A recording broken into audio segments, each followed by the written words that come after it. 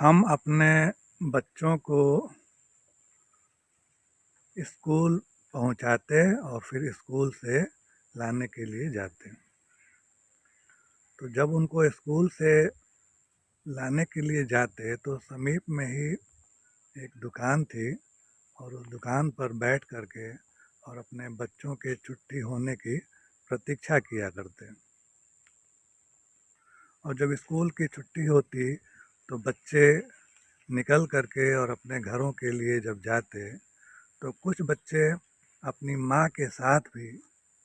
माँ भी अपने बच्चों को लेने के लिए आती थी, तो अपने माँ के साथ भी बच्चे घरों की तरफ जाते। वापसी में माताएं अपने बच्चों के साथ उस दुकान पर आती और अपने घर के ज़रूरत की चीज़ें खरीदती। और बच्चे भी जो अकेले आते थे, अभिभावक के साथ आते थे, वो भी अपने ज़रूरत की चीज़ें, स्कूल से संबंधित चीज़ें, toffee, biscuit, chocolate, cold drink, इस तरह की चीज़ें वो खरीदते रहते।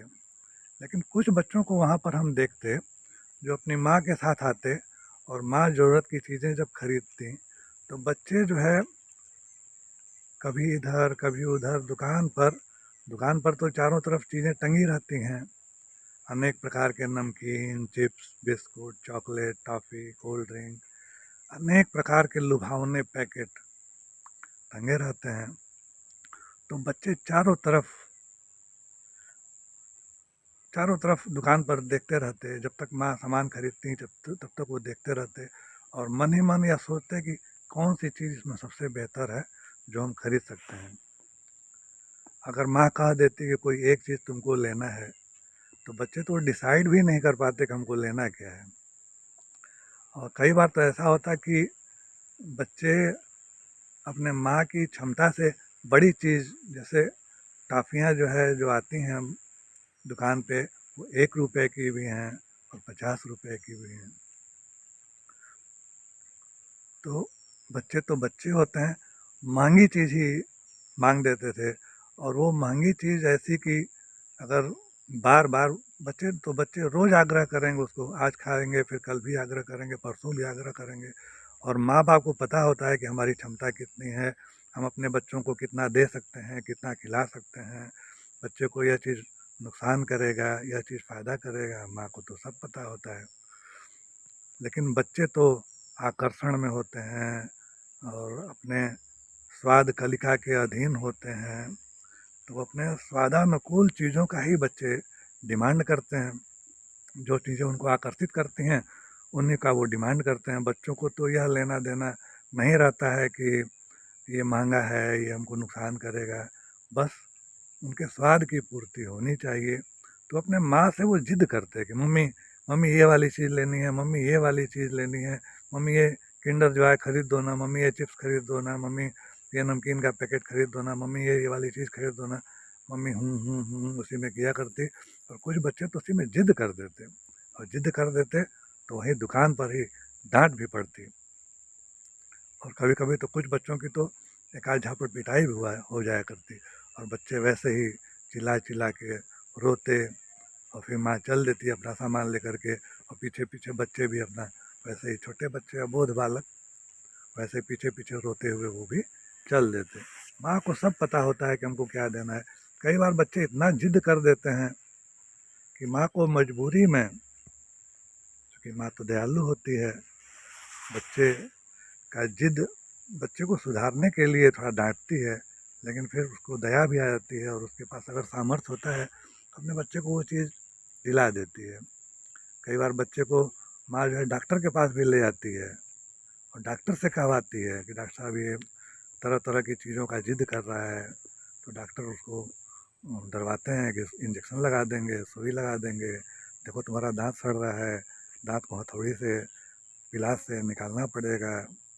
तब थोड़ा बच्चे डरते हैं। तो माँ अनेक प्रकार के उपाय करती रहती है कि बच्चे हमारे सही मार्ग पर कैसे रहें, क्या उनको देना है, क्या उनको नहीं देना है। और कई बार तो ऐसा होता है कि कुछ बच्चे तो ऐसे होते हैं, बड़े समझदार होते हैं, वो अपनी माँ के साथ आएंगे, माँ अपनी ज़रूरत की चीज़ें खरीदेंगी, माँ बोलेंगी चलो बेटा तुम्हारे लिए घर पे हम ये बना देंगे, हलवा बना देंगे तुम्हारे लिए, घर पे तुम्हारे लिए मिठाई बना देंगे। तो बच्चे समझते हैं कि हाँ ठीक है मम्मी ठीक है। और कुछ बच्चे तो ऐसे होते हैं नहीं चाहिए तो चाहिए। तो अब माँ जो है अपने बच्चों को संभालती रहती है, और कुछ बच्चे जो नहीं संभाल पाती है माँ, तो उन बच्चों के दांत सड़ जाएंगे, ज़्यादा मीठा खाने पर चेहरे पर फुड़ियाँ निकल जाएगी, और खुजली हो जाएगा, इन्फेक्शन हो जाएगा। चाट फुल्की ज़्यादा खाएंगे तो अनेक तरह के पेट खराब हो जाएंगे, कई तरह की बीमारियां आ जाती हैं। तो इसी प्रकार से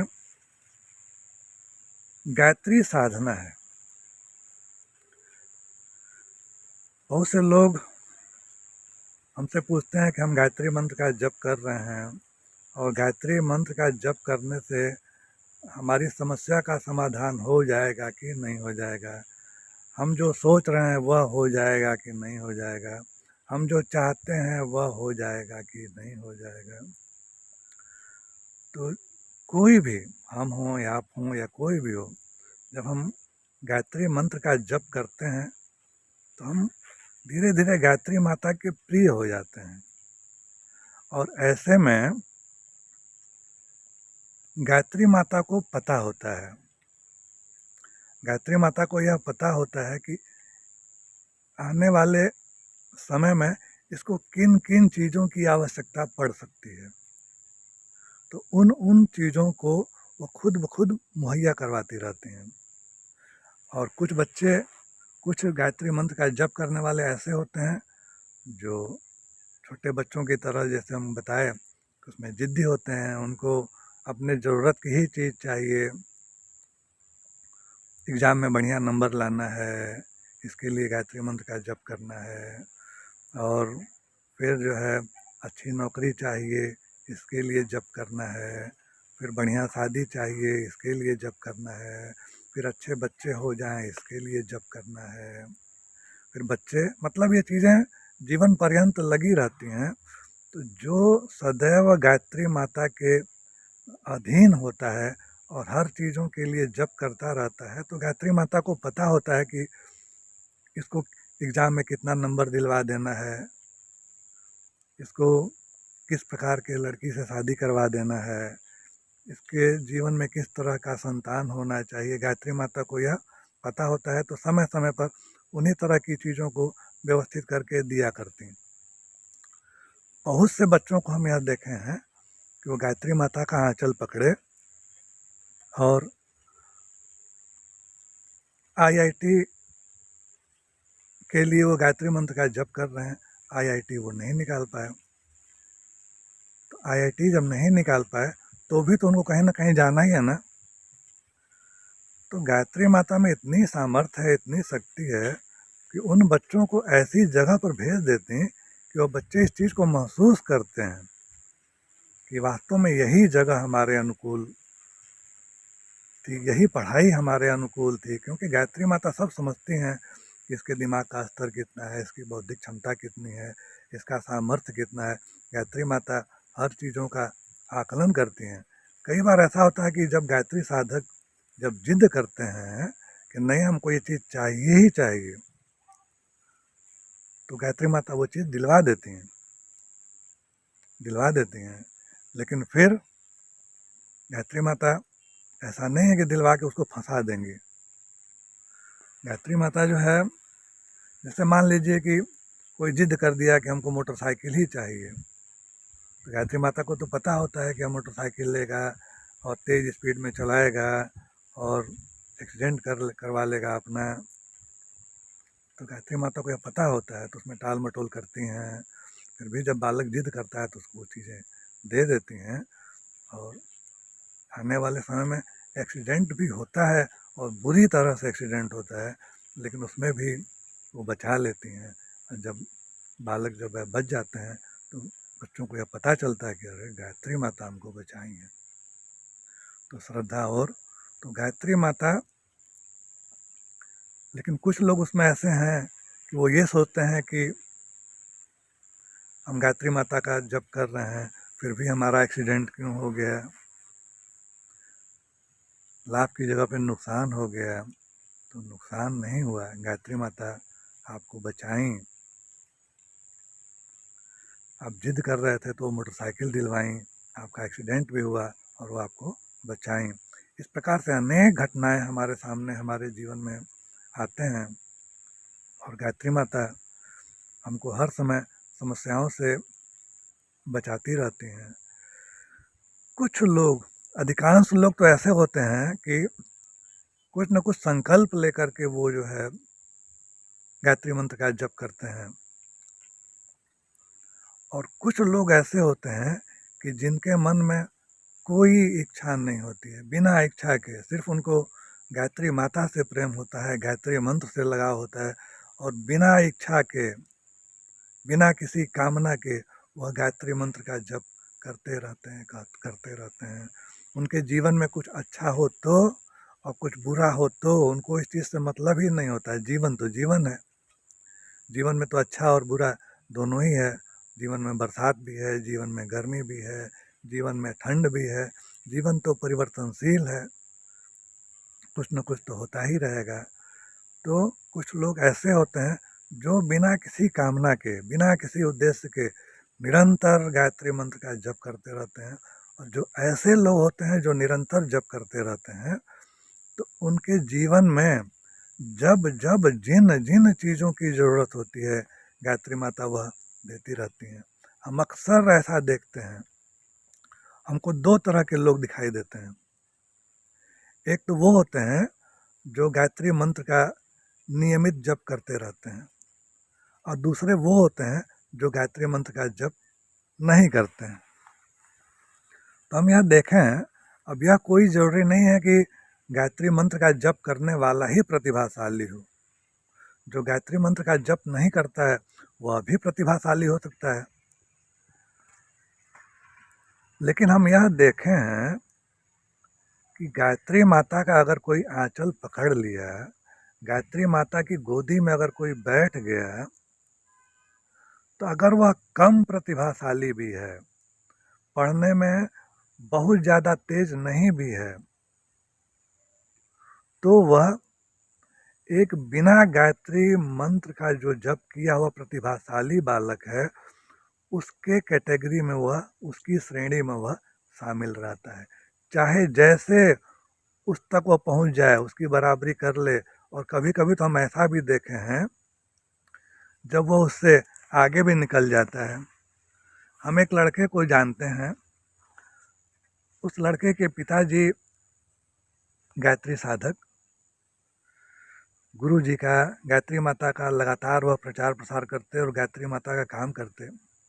और हम उनके घर पे जाते तो उनके बालक से भी हमारी बात होती रहती। तो उनके पिता अपने बालक को लेकर के बड़े दुखी रहते। हम भी कई बार उस बालक के साथ बैठते, कुछ मैथ के सवाल वाल पूछते, तो वो बता नहीं पाता था। परीक्षा में उसके नंबर भी कम ही आते थे, ज़्यादा नहीं आते थे। तो हम यह मानते हैं कि यह बच्चा जो है प्रतिभाशाली नहीं है, कमज़ोर है। उसके पिता भी इस चीज़ को मानते हैं कि बच्चा हमारा प्रतिभाशाली नहीं है, पढ़ने में कमज़ोर है। और वो अक्सर चिंतित रहते कि बच्चा हमारा क्या करेगा, क्या करेगा। अभी वह हमको मिले थे कुछ दिन पहले, तो हम उनसे पूछे कि, और बहुत दिन बाद उनसे भेंट हुई, तो हम उनसे पूछे कि और आप क्या कर रहे हैं इस समय। तो बताया कि हम तो रिटायर हो गए हैं और हम जो है फलानी जगह में गुरु जी का शक्तिपीठ पर काम करते हैं। हम कहे और आपका बालक? तो बताया कि हमारा बेटा तो इस समय ONGC में 25 लाख के पैकेज पे काम कर रहा है। हम कह रहे हैं ये तो बहुत अच्छा है भाई, 2 लाख रुपया महीना आपका जो है बेटा पा रहा है। करेंगे हाँ। हम कह रहे हैं ऐसा हुआ कैसे? करेंगे अचानक से उसका ये इंजीनियरिंग करने के लिए भेजे, 6 महीना पढ़ा, उसका मन नहीं लगा, छोड़ दिया। हम भी बड़े दुखी हुए कि अब क्या करेगा, क्या करेगा। तो वो जो है देव संस्कृति विश्वविद्यालय से 3 साल का कोई कोर्स किया और फिर वहीं से उसका जो है प्लेसमेंट हो गया और अभी जो है 2 लाख रुपया महीना ओएनजीसी में वो पा रहा है और अभी भी संतुष्ट नहीं है, उससे आगे कुछ बनने की कोशिश कर रहा है। तो इस तरह से गायत्री माता हैं। गायत्री माता अपने साधक का बहुत ध्यान देती हैं। लोगों को लगेगा कि नहीं ये कमज़ोर है और दीन दुर्बल है और जो है कुछ नहीं कर पाएगा, और अचानक से उनके अंदर एक विस्फोट होता है और उनकी प्रतिभा अचानक से बढ़ जाती है। जो बहुत तेज लोग, बहुत संपन्न लोग, बहुत प्रतिभाशाली लोग जिस काम को कर पाते हैं, गायत्री माता से जुड़ा हुआ, गायत्री मंत्र का जप करता हुआ जो है व्यक्ति, वह जो है उस अमीर के तुलना में, उस बौद्धिक स्तर से ज़्यादा बौद्धिक प्रतिभाशाली व्यक्ति से कहीं आगे निकल जाता है। तो ऐसे अनेक उदाहरण हम स्वयं अपनी आँखों से देखे हैं। तो गायत्री माता को यह पता होता है कि क्या देना है, कब देना है, कैसे देना है, कैसे सुधारना है। तो अगर हम गायत्री साधना करते हैं तो निश्चित ही हमारा जीवन बदलता है। और हम तो भाई बचपन से कर रहे हैं। 1975 हमारा डेट ऑफ बर्थ है, तो आप निकाल लीजिए। और हम क्लास 9th से गायत्री मंत्र का जप कर रहे हैं और आज भी हमारी श्रद्धा गायत्री मंत्र में उतनी ही है। तमाम उतार चढ़ाव ज़िंदगी में आते रहते हैं, कष्ट परेशानियाँ जीवन में आती हैं, अभी तक तो श्रद्धा कम नहीं हुआ है, बल्कि दिनों दिन श्रद्धा बढ़ ही रहा है। अनेक तरह के जप अगर आप पूछेंगे तो हम आपको बताएंगे कि कैसे कैसे जप किया जाता है, किस प्रकार से जप करके क्या क्या हासिल होता है, क्या क्या मिलता है। हम तो देखते हैं, हम अपने जीवन से भी देखते हैं, बहुत से लोग हमारे साथ के, हम अपने जीवन में ज़्यादातर गायत्री मंत्र का ही जप किए हैं। और हमारे बहुत सारे जान पहचान के लोग हैं, तो जितनी आर्थिक प्रगति बहुत ज़्यादा संपन्न होकर के उनकी है,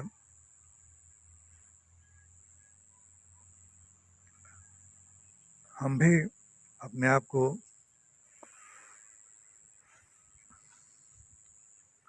उसी तरह का पाते हैं। तो हमको लगता है कि कृपा है गायत्री माता की।